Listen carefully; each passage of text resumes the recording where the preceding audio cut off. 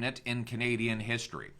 He renamed the finance minister, Chrystia Freeland, who's given us over $1 trillion of debt and who has pressured the Bank of Canada to print money to pay for her out-of-control spending. She now wants to add another $100 billion of discretionary, non-core spending to the budget over the next 3 years. That, of course, will once again bid up the price of goods and services, balloon our debts, and increase the risk of higher interest rates and debt crisis. He reappointed Minister Hussain, who has presided over the single biggest housing bubble in Canadian history. He gets his job back as minister responsible for housing.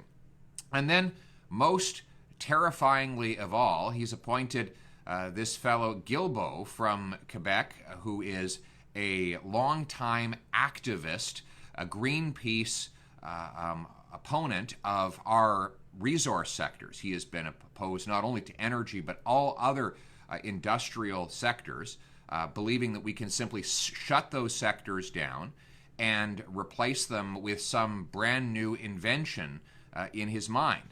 Now, of course, this not only threatens the jobs of the hundreds of thousands of people who work in those sectors, but it will drive up the price for consumers. If we're producing less natural gas, guess what happens to your home heating bill? If we're producing less of our own homegrown, clean, green Canadian oil, then guess what's going to happen to your gas prices at the pump?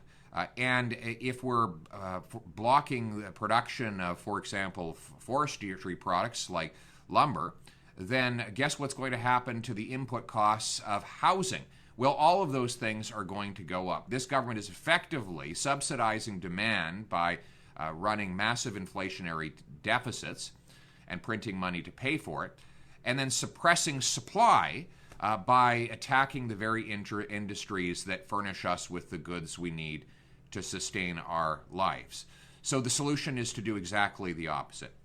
We need to unleash our free enterprise system in order to grow more lumber and food, to speed up building permits so our builders can provide us with more affordable housing, particularly for our youth and our working class. We need to repeal the No New Pipelines Bill, C-69, in order to get our oil products to market. We need to remove the obstacles to natural gas production so that we can get at the 1,220 trillion cubic feet of natural gas we have beneath our feet in this country, and that could power not only our own economy, but lead to exports to bring many dollars and jobs back home here to Canada. And finally, we need to stop the money printing and the deficits. And we can do this by getting to normal pre-COVID levels of spending, canceling the $100 billion slush fund that Chrystia Freeland has planned, ending the finance department's interference with the Bank of Canada so that the bank gets back to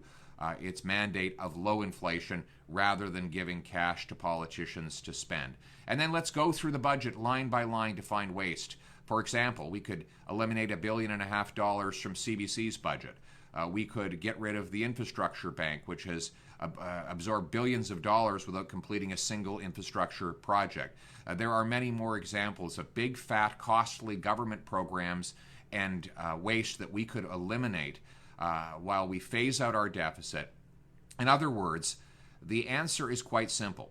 Make more, cost less, with paychecks, not debt.